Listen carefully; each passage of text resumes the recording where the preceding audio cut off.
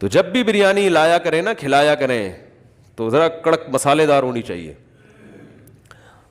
बाकी सेहत गई, तेल ले लें ऐसी की, वो बिरयानी खा रहा है तो खा ले दो ना तमीज़ से उसको। और बिरयानी के मसाले नुकसान नहीं देते, वैसे ये भी आपकी जनरल नॉलेज के लिए बता दूं। बिरयानी जो बनी है ना, बादशाहों के महल में तैयार हुई है ये।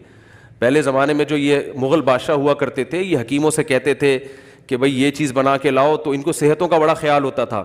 तो ये चीज़ जब बनाओगे तो इसमें जो नुकसानात हैं उसके तोड़ के लिए ये क्या करना है, तो